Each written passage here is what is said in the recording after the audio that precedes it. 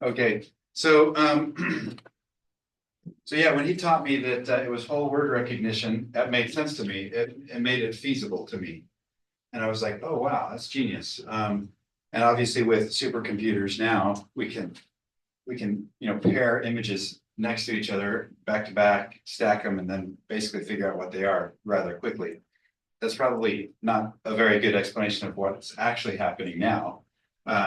But the reason why Kindex is so great is not just because of me, but because of some excellent software developers who've helped me along the way.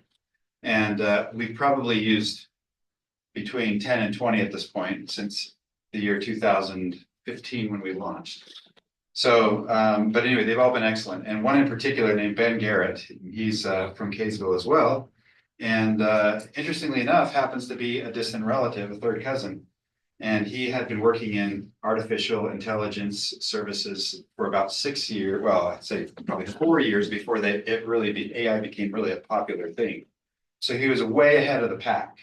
So that was really, really great to have Ben come in and say, hey, I'm going to throw my hat in the ring to help you guys out. So, all right, let's jump right into my presentation here. We are Kindex, okay. I'll just tell you kind of a funny thing about our name. It is pronounced Kindex, the index of your kin. Someone came up to me at RidgeTech once and they said, I wish I had a kind X.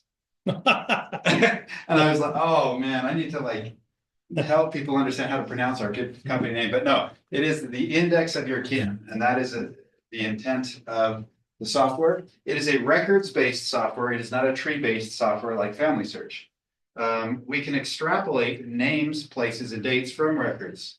We could even create trees from records. So that's just to help you understand the difference between us and Family Search.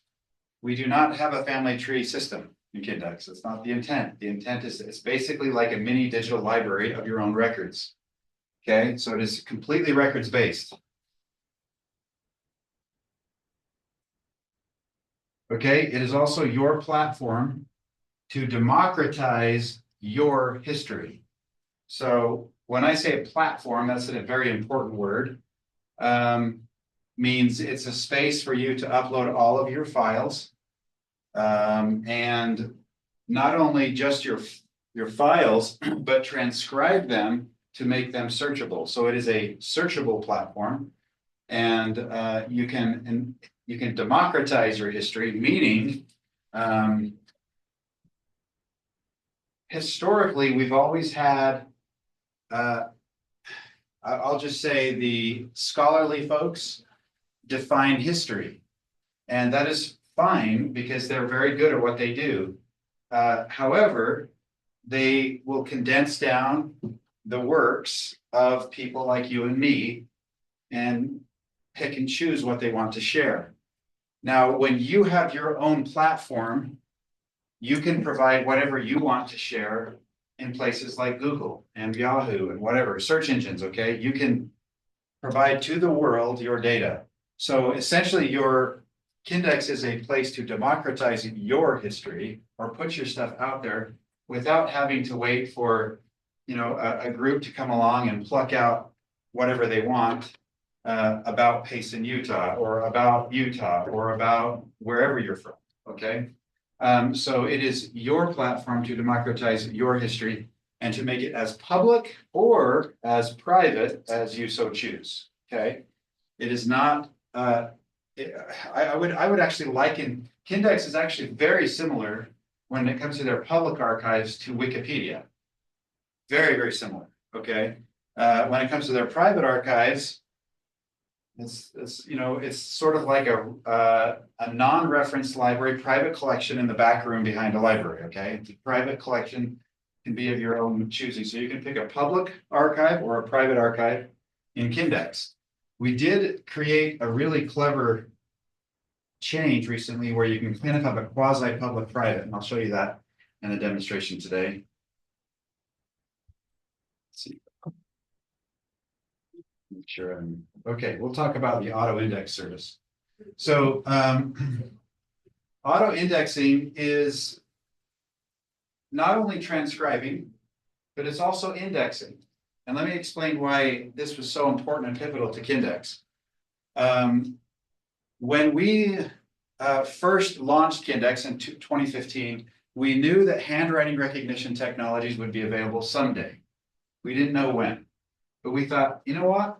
I'm not going to wait for that day to come and just sit on all these records. And meanwhile, my mother and father are going to pass away. My aunts and uncles are going to pass away and not be able to know what their grandparents said, okay, or their parents said, or so on and so forth. I just want to make it searchable now. I'm impatient, okay, and I am impatient. I wanted to search the stuff that I wanted to get to and retrieve what I wanted immediately. So we built a text field on the left or on the right, and then the original on the left. So I'll show you what that looks like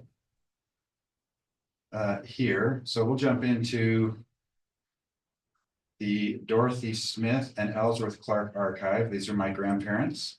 Let me log in.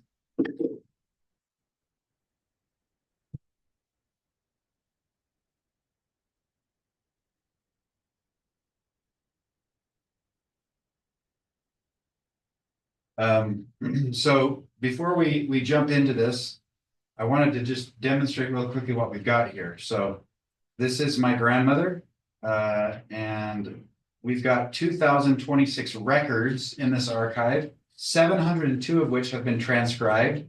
And once they're transcribed, those records are searchable. The difference of those that are not transcribed implies they're not searchable. So the goal is to get words extracted from every page so that we can make them searchable. We have 34 people participating in this archive, transcribing these records. Luckily, I'm there at the top.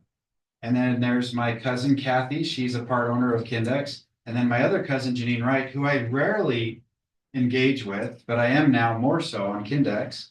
She's got 55 records. So it's a little bit of a gamification there. And we've got a featured record from her student ID at the U of U. We've got a blog post here that right now is just default blogs, default posts rather. You can put in whatever you want. And then people who are collaborators, those 34, they can just go to smith-clark.kindex.org, click on one of these and continue to transcribe. So I'm going to go ahead and click on this one. And here we have the original at the left. So this is just plucked from the Book of Remembrances that my grandmother did. She was very artistic, and we can transcribe it over here at the right. Okay, so that's what we built in 2015 is a vehicle whereby you could transcribe the originals here at the left, over here at the right, and whatever's typed here can be searchable. So I'll give you a quick example.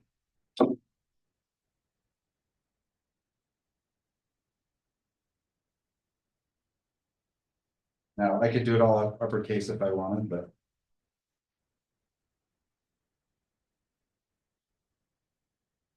Now, I'm not done yet, but I'm going to go ahead and just call that indexing in progress and hit save. So when we say Kindexing, we are not only transcribing, but we're also indexing. So interestingly enough, I've put in a place, Cardston, Alberta, Canada, okay?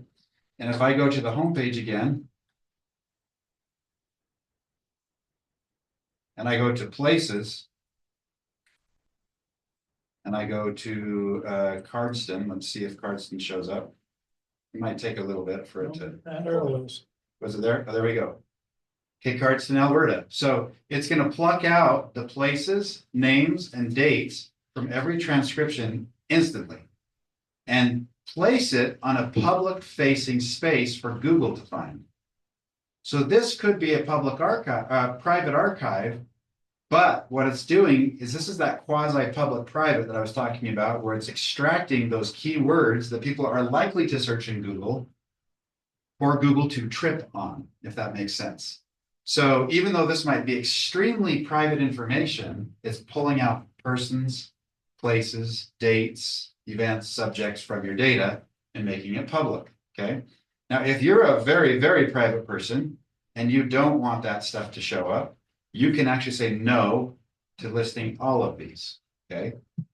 So that's really nice to do that. There, we have several families who are very private. They don't want any of this listed. They only want their families to get access to it and nobody else. But every archive has a public facing homepage like you see here. So I'm going to jump into the archive a little bit more. And let's search the word. I typed in temple, right? Whoops, I spelled it wrong. Temples. Okay. Temples I have worked in. There we go. There's a hit. Okay. So this is internal searching. So I can now keyword search whatever word is written in the records. All right, let's just have a little bit of fun here. So this family lived in the about 1906 to the 2001 or so. Her husband lived until he was 99. So give me a word to search from their records. There's 700 plus records we have thus far. Just something fun, something kind of obscure that may not be typical. Let's see if it's in here. Royal. Royal. Okay, so we've got a loose match here, thus the gray bold, an exact match here, purple. We've got 2 hits in this record, 2 hits in this record, 1 hit in that record. So there's actually a name, Royal George or Gorge. Yeah. Okay, let's look at that one real quick. So here we have a human touched, human transcribed record. Okay. That someone did. I doubt that our auto index service did this. And if it did do it, I could look at the record info and look at the auto index history, and you'll see that it was not been initialized, meaning a human did that. Okay. So let's see, where does this say Royal? Right there on the end of the first The paragraph. Royal Gorge was a beautiful chasm cut in the rock. Okay. Cool. So now I'm curious if Royal Gorge is a place. It is. Oh, you mean in there? If In it here. indexed. I'm wondering if the AI could recognize Royal Oh, Gorge as that's a place. Didn't. No. It's probably so the places set up in Kindex are likely going to be geographic subdivisions of sorts, you know, government subdivisions, probably less so, you know, natural places, Yeah. which I'm imagining that's what that was. Yes. Okay, so let's do an auto index example here. So I'm going to log out and log in with my powerful super admin. Just 1 second.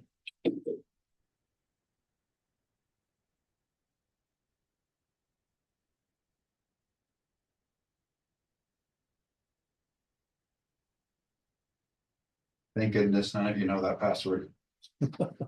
Okay, okay, so this is a place where I can go ahead and I can transcribe some things on the fly. I'm going to jump into an actual archive that matters to me that we could do some auto indexing on, because it does cost us money to do the AI transcription, and we of course turn that expense over to you if you were to use this service. So I'm going to just log into this one. Just give me a second.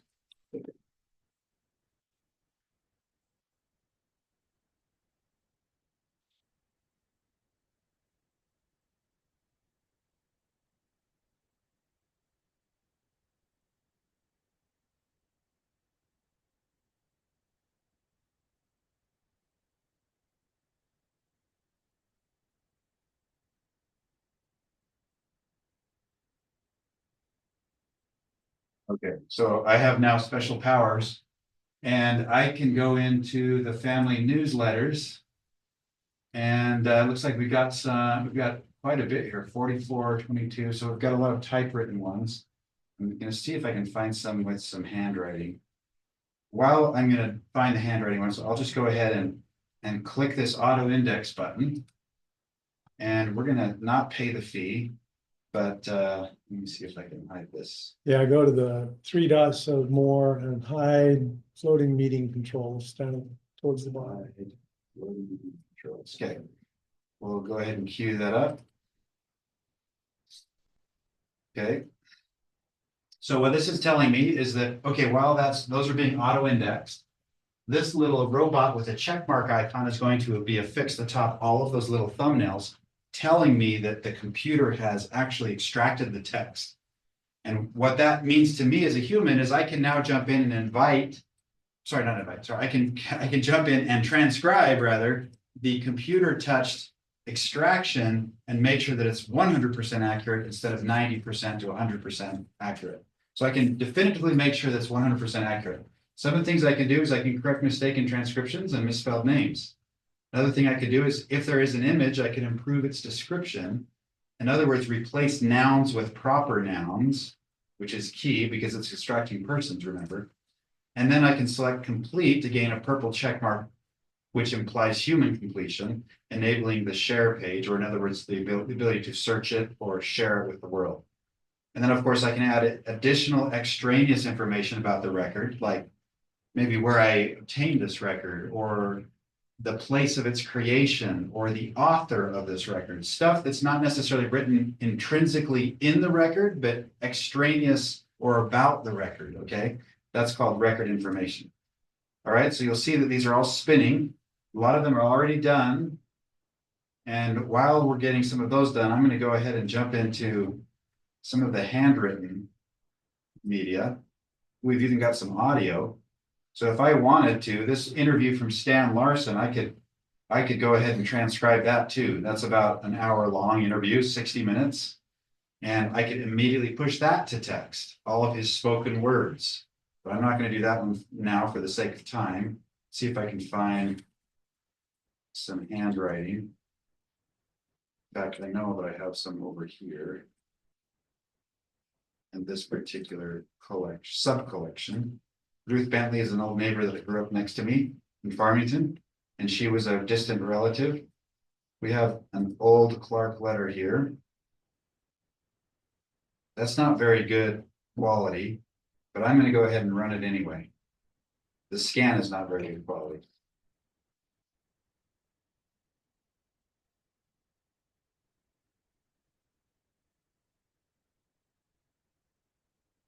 Okay, so that's being run right now. That's called Old Clark Letters 63.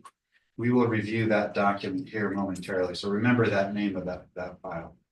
We're going to jump back into the Farmington Museum. Let's see, where was it? The newsletters? The newsletters are what we're working on. Okay. So it looks like most of those are done. Already transcribed. Okay, so here we have typewritten OCR transcription. School and family practice, and is now doing his intern work at Orange, California, where he resides with his wife, Patty, and their 4 children. Okay, we've now got a place. We've got a name, another name. You can go ahead and review the quality of this transcription if you want. Anybody see anything bad? I like to look for the red underlines to see if there's anything spelled weird. Guinevere, Passy, coordinator. So if we don't like the hyphens, you can actually say, let's go ahead and toggle the line breaks, turn those off, and then you'd probably still have to fix the hyphens in that case. But when you turn off the line breaks, you have a responsive text field. I kind of like that. But that's up to you if you want. Tens the univer dash. So I would argue that this is probably going to be near 100% accuracy because it's OCR. And OCR is, we've done OCR for years already, but with the advent of LLMs, large language models, in plugging into the OCR capabilities, it's far better. Not all OCRs are created equal. If you use Adobe Acrobat's OCR, it's actually pretty inferior to what we're getting out of Kindex. Yes. It's really disappointing for me, who's used Adobe products most of my life, to see how inferior their OCR was. And then when I saw ours, I was like, wow, because we're using a large language model to do it. We're using machine learning and AI to help you do that. So that's a really great thing. So of course I can just go next. We'll just say that it's complete, assuming that it's been human reviewed fully. And then next. And then I can go to the next one and correct them as I go. I'm going to jump back to this.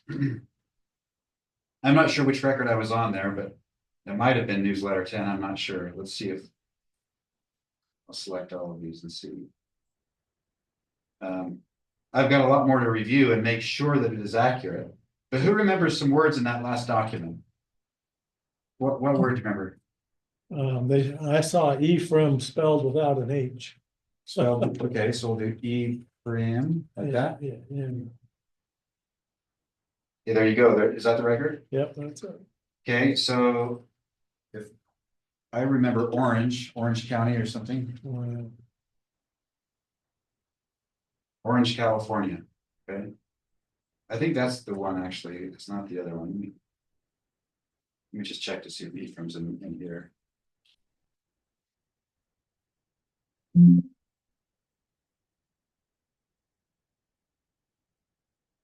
Okay. All right, so that's the power of auto indexing your typewritten documents. Let's jump back to our little example that we were looking at before. And I think it was in the Ruth Bentley sub collection here. Remember what number it was? Was it this one?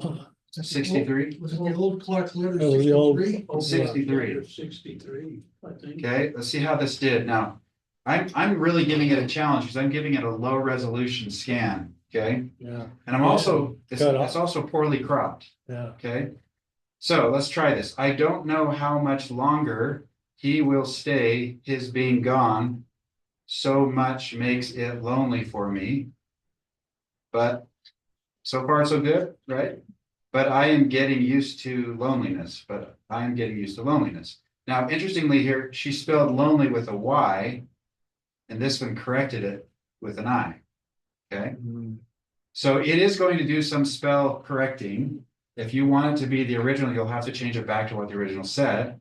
What I like to do in such a case, if you want to be really professional, you could do something like this.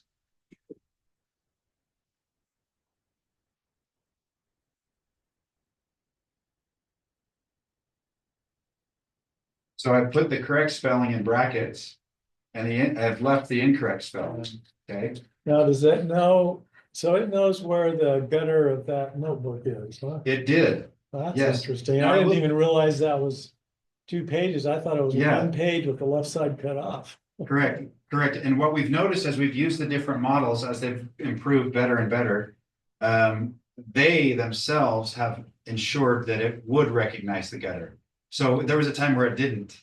And it was so frustrating. And now it did. It was like all of a sudden, magically, one day, it started recognizing everything properly because we upgraded our model to one that they upgraded to. So we have several third parties that we're using and several closed source parties that we're using that are open source. Okay, let me make this. Okay, there's open source and there's closed source softwares that we're using. We're cobbling together like 15 of them to get this result.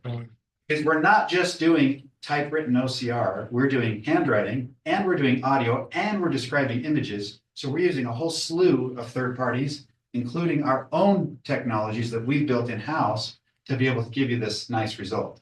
And so far as I have seen it, there's nobody that can do better than us thus far. And that's just my experience of testing out everybody's stuff, okay? Now, we are working with Family Search as of recently, working on some kind of innovative ways to do handwriting recognition to ensure that there is not duplication of temple work because we have a poor extraction, okay? And that's kind of in our kind of R&D phase right now, but it's looking really good. So let me tell you where AI struggles, and let's jump into this real quick. I'm gonna go ahead and say it's still in progress. Well, that's And amazing to get that low resolution, get that good of a result. Now, I haven't gone over everything just yet, but I wanted to jump into this little element here. So if I click this auto index button, we have the difference of the records that we have in this archive that are not transcribed are 2870 pages and 117 minutes that need to be transcribed. So we're constantly inviting you to get them auto transcribed by our system for this low cost of $746.75. Okay. Now, but if you think about that, there's 2,870 pages here of data, and there's 117 minutes of audio. How long will it take for a person to do that? Years. For 5 people to do that?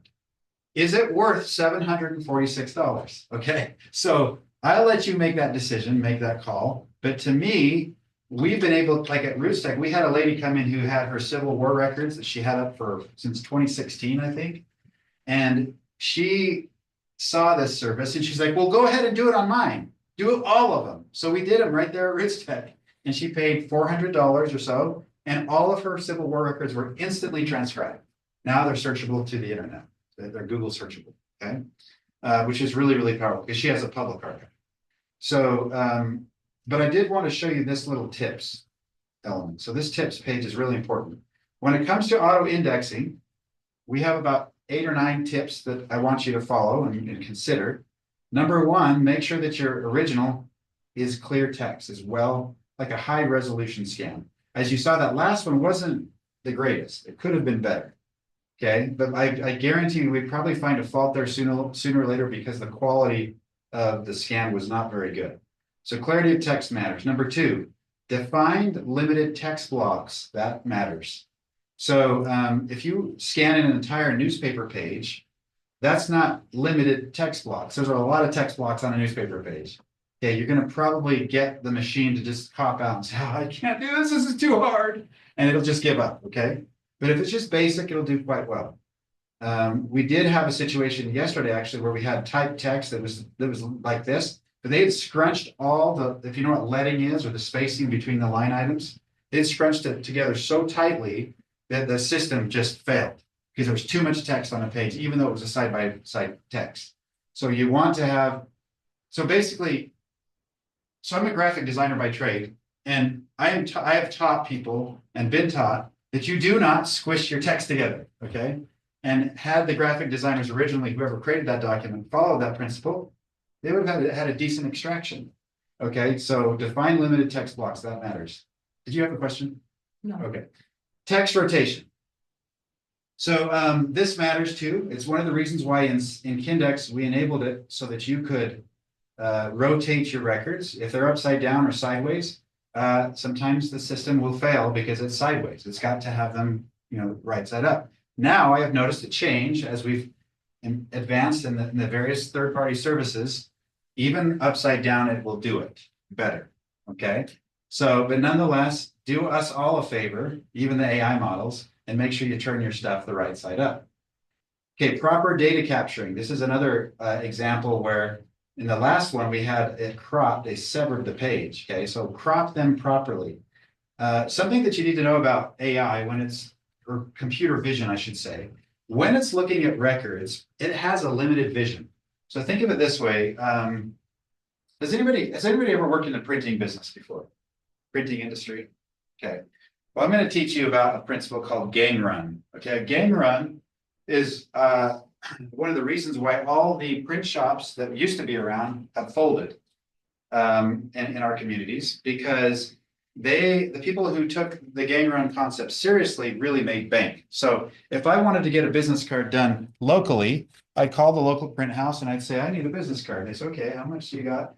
And I'd say, I need 500. We'll get back to you in 24 hours with a quote. And then they print it a week later and I'd get business cards, right? Well, these companies that were doing massive gang run printings, and I'll get to the point here in a second, it'll make sense.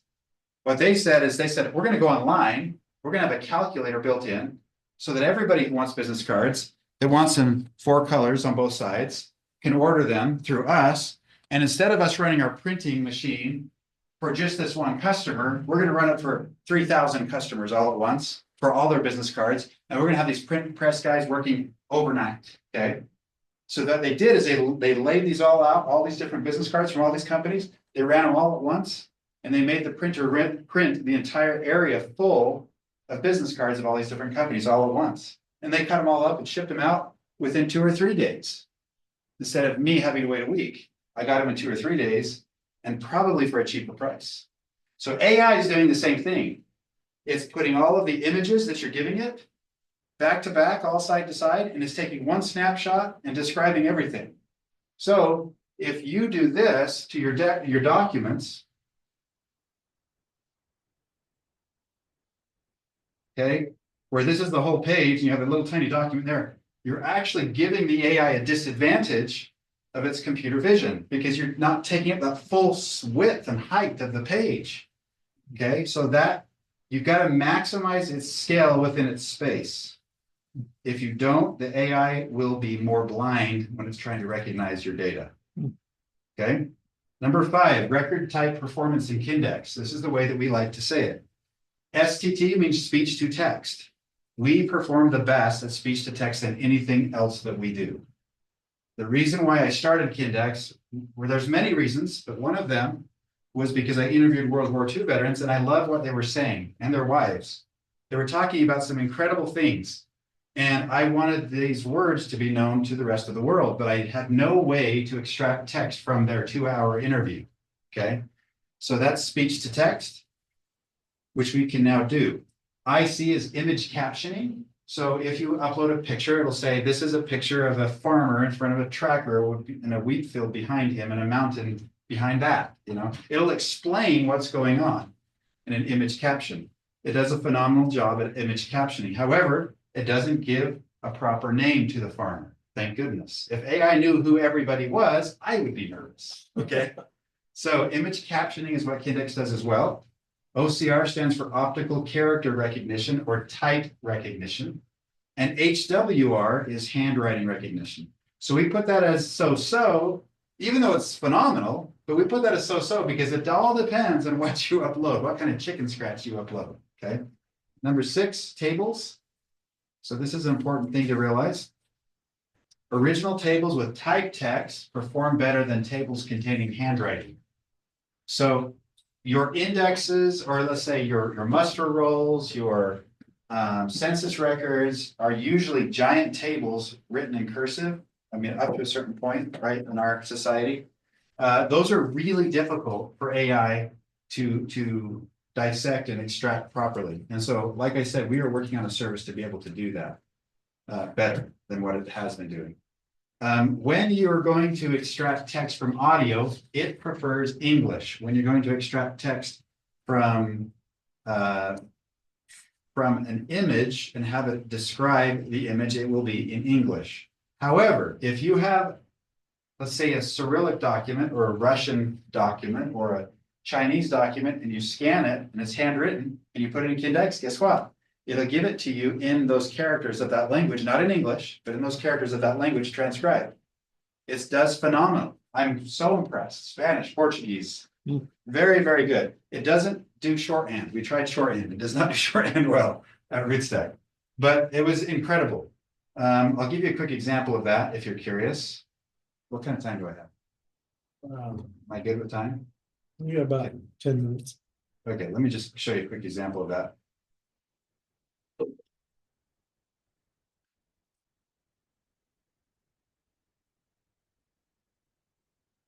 So one of our customers, he had his wife come in a couple of weeks ago, and he had her put in all of her letters that were written in Russian. Oh, And we did some extractions to see kind of its quality here. oh, so it does keep the Cyrillic alphabet. I thought you Correct. know So it if I, transliterated. yeah, and if I say complete and I say save, and I read it in the read screen, then you'll see that it's still the Cyrillic alphabet. But if I have this lovely little setting in Google where I can say translate, do you not have it here? Yeah, it's right below. Ah, there we go. Translate English.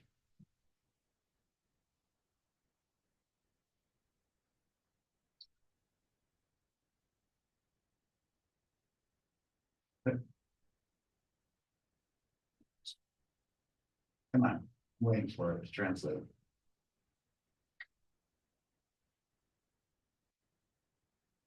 Never. It says, welcome, friend Anastasia Oh, you can read that. Viktorovna. Well, that should work. I don't know why it's not working. Oh, there we go. Esta es una idea común y corriente. Comité Central de Partidos Comunistas. Okay, anyway, so Yeah, translated into Spanish. that's interesting. Usually I've seen it do a little better than what it's doing, but Huh. anyway, you can just use your browser's translator and it'll go ahead and translate it for you. Now note that this may not be a completely accurate transcription, okay? And so if you speak Russian and you know how to type it all, then with your Russian keyboard, you go ahead and fix it and then say complete. We have not yet built in a translator into Kindex. We probably will, because otherwise you're going to be using your browser to do that. But even that may cost some money. So we're kind of debating how we're going to handle that. So it does a phenomenal job at transcribing even foreign languages. This is handwriting to handwriting type, handwritten type, very, very impressive. Okay, so let's jump back to our presentation here. Any questions about auto indexing? Can you demonstrate what it would do for a picture? Yes, we can do that real quick. See if, I think he's got one here in his, I'll go ahead and run one through for him. So you've got a picture right here. Oh, looks like they've already described it. I'll just show you what it did. So this is what the computer generated from this. A man and a woman smiling at the camera. The man is wearing a blue shirt and a tie. The woman has curly hair and is wearing a white garment. Okay, so if I know who this is, I could say Bakaruna, whatever that is, okay, and Katana, whatever, you probably can pronounce it. Catalina. Are smiling at the camera, right? Okay. And so what I'm doing is I'm replacing a noun with a proper noun, okay? Okay. So that's how it would describe your picture and give you a fundamental, like a foundation to work from and put your proper nouns in so that the indexer service can extract that in your homepage, Interesting. okay? Okay. So that's called named entity recognition, which is a technology that's very impressive. Any other questions of auto index?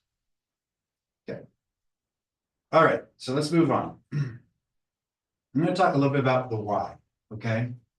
This is a great quote by Gordon B. Hinckley back in 1999 at the launch of Family Search. The doctrine of the eternal nature of the family is one of the most important and sacred of our teachings. Seeking to understand our family history can change lives. It helps bring unity and cohesion to families. There's something about understanding the past that helps give our young people something to live up to, a legacy to respect. Anybody know who Booker T. Washington is? You ever heard of that? Okay. I love Booker T. Washington's writings. I absolutely love him. And he went on a tirade once in one of his writings about how he was a slave, didn't know his family, didn't know his ancestry. And he talked about the great disadvantage that his people have in not knowing where they're from. However, the white folks knew their ancestry, and they knew that they better live up to a certain style of morals because their whole ancestry had in the past, and is sort of expecting you to live up to those styles. However, he didn't even know who his own mother and father was. And I thought that was a really shocking kind of reality for me to realize how grateful I am to have a wall, literally a family book, growing up with these family books at my disposal, at my fingertips.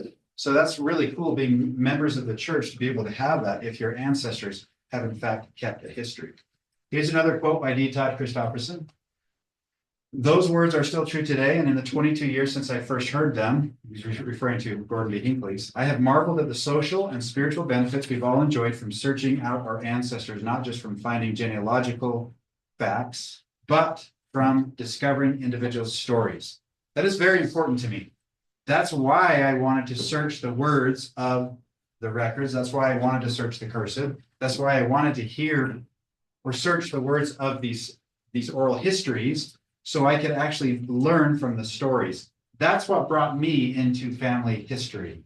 It wasn't so much names, places, and dates, but more so the stories that my ancestors did it, I can too, okay? These stories will do much to establish in all of us a sense of place, purpose, and connectedness to those who have paved the way before us. Now I'm going to talk about a little personal note. And I talked about this at BYU recently.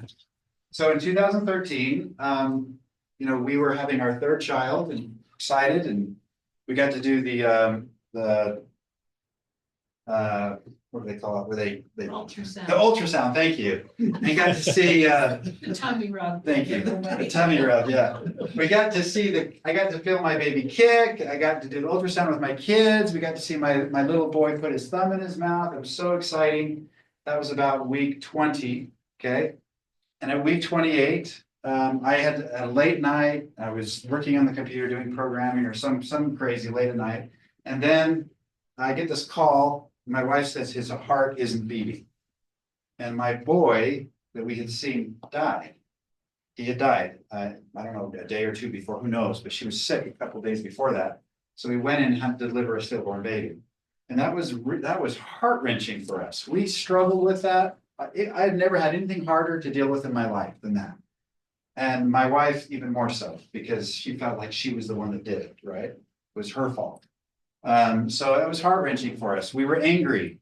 And I couldn't, there was two things that I could do that gave me any kind of peace. Number one was sleep.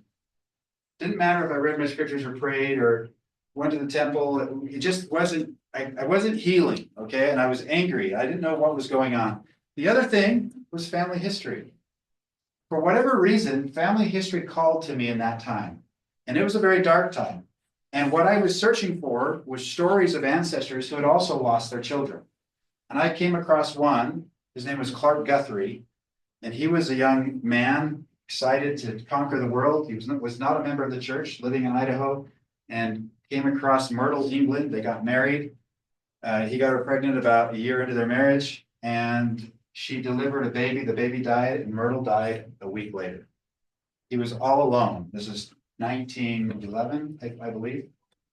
And he was angry. And for 6-7 years, he was angry, and then he joined the military and served in World War I and was killed in the Argonne Forest. Now, there's something about that family that just resonated with me. And I saw this man being angry, probably, but nonetheless doing something with his life that was useful. He survived all of World War I until the Argonne Forest, which was the final push of World War I, and was killed. But there was something special about that family, and the story goes on and on and on. And I learned a lot about why Heavenly Father sent to us a little boy only to have him die. And a month later, my father dies suddenly. And guess what records he had in his collection? Clark Guthrie's records. And that was special to me. It was telling me there's something I need to do here.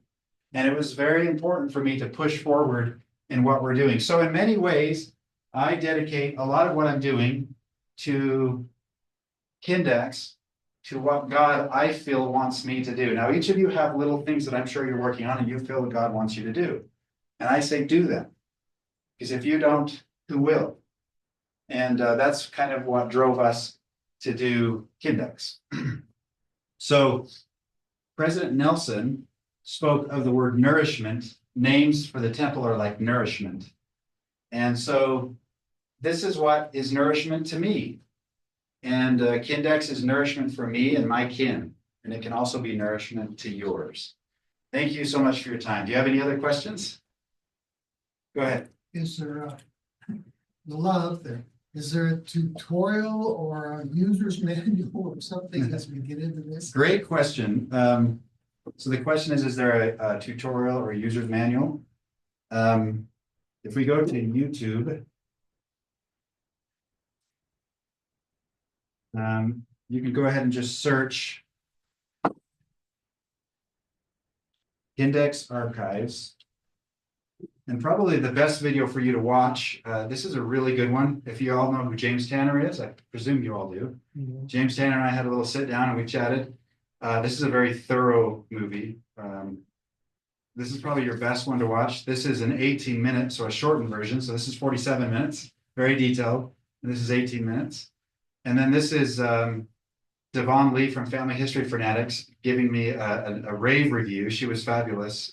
So that's a really good thing. So between these three tutorials, I think you'll be able to generally understand everything that we do. Okay, that's probably going to be your best place to go. We don't really have links to these videos on our webpage yet, but that's where I would recommend. All right. Any other questions? So you sign up as a subscription or you just Yeah, let's pay talk as you about go? How does that work? Let's talk about that real quick. So Kindex is a subscription service. Think of us as sort of like a magazine, okay, that you subscribe to. You pay a monthly fee to host your records. You get up to 200 gigabytes, probably more. We're not necessarily too concerned about people until they get to a terabyte. We have one customer that's like got 6. We're trying to figure out how to break up their archives into several instead of just one. Okay, that's yet to be decided. So 200 gigabytes is pretty big. Okay, most families have about 25 gigabytes. Okay, so that's right now $5 a month or $10 a month. And then you have to pay for the auto indexing once you get in. That's an additional cost, okay? Now, does that answer your question? Yeah, and you pay per document or pay per page or something for that. For the auto index, you pay per page and per minute. Good question. So if you have like a 37-page journal, it's not gonna charge you for one document, it's gonna charge you per page. Yeah. 37 pages, 25 cents a page, or 25 cents a minute. You do the math, okay?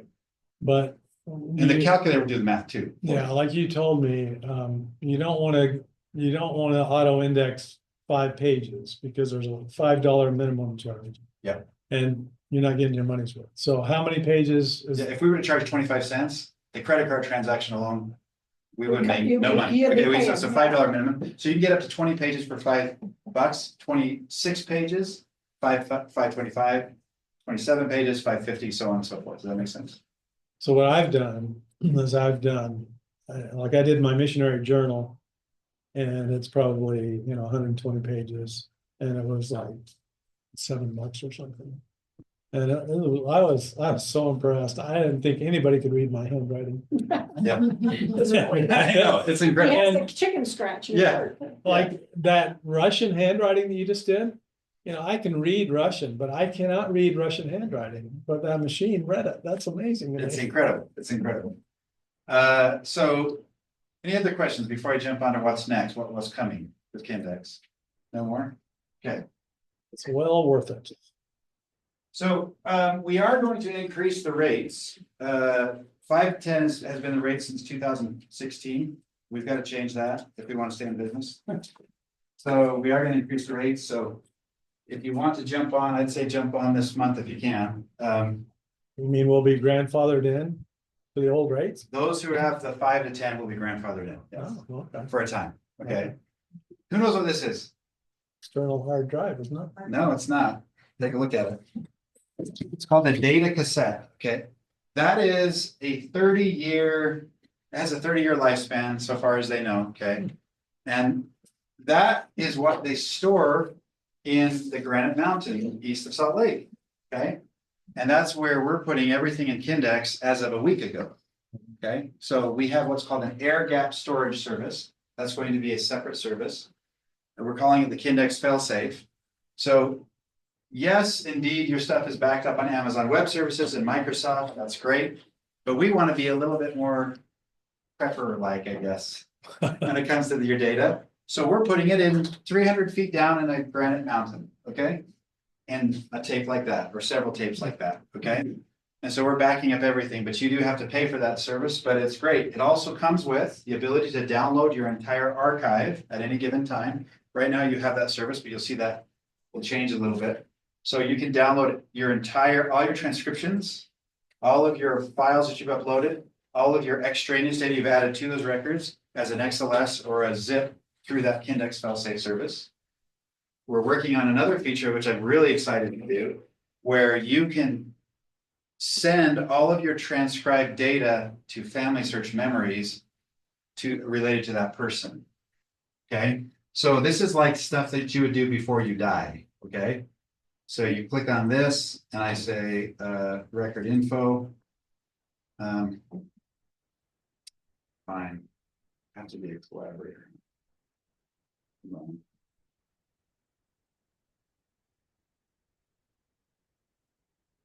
Let me see if I can find another one here.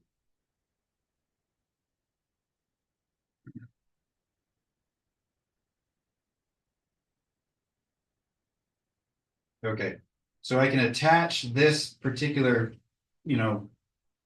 illustration to David Black. So this is the guy, the customer of ours on Family Search. And once it's described, it becomes a PDF transcription. Let's see if I can find when it's done. Here, I'll show you what it's going to do. Okay, let's pretend this is all done. If I hit Kindex Texas PDF, oh, there's a bug. I was wondering if it was going to do that right or not. Because it was in Russian. It's in Because Russian. it's not quite translating. That's good. I didn't know that until today. So this is really good. Okay, this is probably gonna do the same thing. Let's see what happens. Yep. Okay. At any rate, If it was in English, okay, you'd have the derivative transcription and you have this PDF and the QR code shared with memories and family search, enabling the person to not only read the text instead of having to read the cursive or the chicken scratch. And they zap that QR code and see it in Kindex. Okay. So that's another thing that we're doing with the Kindex failsafe is we're sharing your completed transcribed records back to family search. We can in fact read from family search, but we can't write to it. But with Kindex failsafe, you will be able to write to it. So are you saying in Family Search Memories, you can have a QR code? Okay, that's a good question. So far the developers are telling us we can't put a URL in a memory because there's security concerns there, and like someone could put a QR code or a URL to a naughty website. Okay. So, but we have to basically make sure that we meet what the developers require before we send it to family search. So we have to do a little bit of work on censoring the data to make sure that QR code isn't going to take you somewhere that it shouldn't. Okay. And so yes, you can put our QR codes as far as we know, because the developer said, we don't think that it looks at QR codes yet. So we might be doing that for a time, and they have to permit all Kindex stuff. It does come to us so long as we have some kind of censorship of sorts before it goes to family search. Because family search does censor their records, as you know, and they should, because there's children on them. I get it. We got to protect them. So anyway, so that's coming. That's Kindex failsafe. Now here's another thing that we did that's really cool. So this is someone's journal that actually they didn't pick it up at RootStack. We had calligraphers there, and these are Kindex journals. And the reason why we built these Kindex journals the way that we did is because I didn't like cutting off the spine of journals just to make it cheaper for the customers. It just killed me to see this old leather-bound book and cut off the spine just to run those things through a document feeder. So I started to look online for this kind of a binding.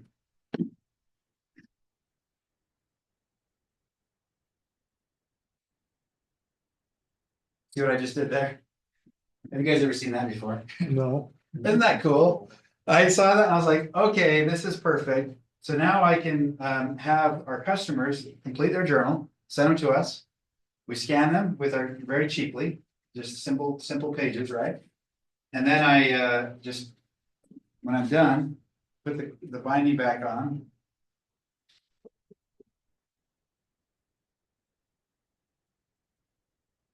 And send it back, okay?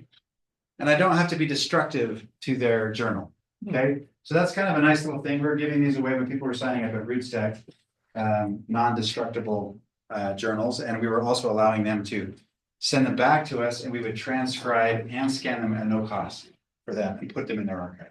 So a lot of people were jumping on that. That was really cool. So what's coming is we have the Kindex failsafe. We have the journal thing. It's kind of exciting. Hopefully it can be kind of a reoccurring thing for those who want to keep a journal by hand. I've noticed that my handwriting has failed over the years. Yeah. And so I'm excited to start doing this with my hand again, because my handwriting's horrible nowadays because I've used the type so much. But once I've done with the handwriting, I can obviously push it to type, which is really cool.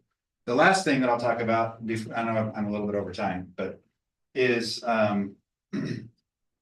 not speech to text, but text to speech. Okay.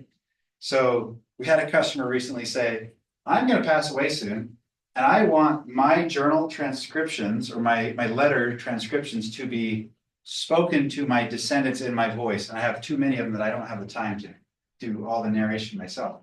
Will you clone my voice and have me recite the journals to them in my voice? We did that for them. So these are some additional AI services that you see there at the bottom, where we can actually do text to speech. We can clone your voice and have you actually recite words that you've written to your descendants. You can already do that now? We can already do that now. Where do you go to do that? And there's a company called 11 Labs. Oh, yeah, I know. They're phenomenal. And if I have my computer here, but if you want to stay after, I can show you an example of what we did for the guy. But we did we did $300 or $400 worth of work. We had a ton of stuff. So we had to pay a pretty hefty sum to get through everything that he had. But now his kids, basically, his descendants basically have his words in his cloned voice. And it sounds really accurate. It's very cool. Now, unfortunately, you women, it doesn't do very good with women's voices for whatever reason. It does great for men, but it does, I don't know what it is. It's maybe the higher sound or sounding voices or something. It just doesn't perform well. Is there a link on your website for doing that? Or No, there's no link on the site. It's just kind of a custom by request. We will probably integrate that into Kindex so that when you have that read screen where you can just read the stuff, you can actually say, I'm going to listen to this in grandma's voice. No, I'm going to listen to this in grandpa's voice. No, I'm going to listen to this in Uncle Joe's voice, right? And you can just listen to it in that voice. So that's another thing that's kind of interesting? Cool. So any other questions? How That's much amazing. example of their voice do you need? Oh, good question. So what we do is called a phonetic pangram. You know what that is? You ever heard of that one before? It's a mouthful. It's basically a special, several paragraphs that you speak that basically make every sound in the English language that can possibly be made. So it has to be a living person. You can't use something. 2 you've or got 3 minutes recorded is probably from- fine. But you can't use something you've got recorded of somebody who You can. died. You can. You can, but it just Yes. takes one. I have noticed a distinct difference in quality. If you use the phonetic pangrams, you're way better. If Okay. you don't use phonetic pangrams, it's like, yeah, it's close. Okay. But you can, if you have something that's that's just someone talking, you'd be surprised how good it is already, you know? But if you want like near perfect, you do the phonetic pangram. So That's we'd have something that to you're gonna call be staying you. with us. Yes, we could just do that. And then just give us the stuff and we'll, that's again, one of these additional AI services. We would charge about $40 an hour to do that work. Or $0 an hour. But how about to do the pangram to start? Just however long it takes us to do that. What we'll do is you can get your phone, we'll send you a paragraph or two that you could, or 3 or 4 paragraphs that you recite. You send that audio clip back to us. You send us the text, we'll send you the file when it's done. Now, we want to embed this into Kindex. And it's just not there yet. It's Okay. one of the features that we're Boy, adding. that's amazing. Yep. Well, thank you for your time. Thank you. That's awesome. Thank you very much.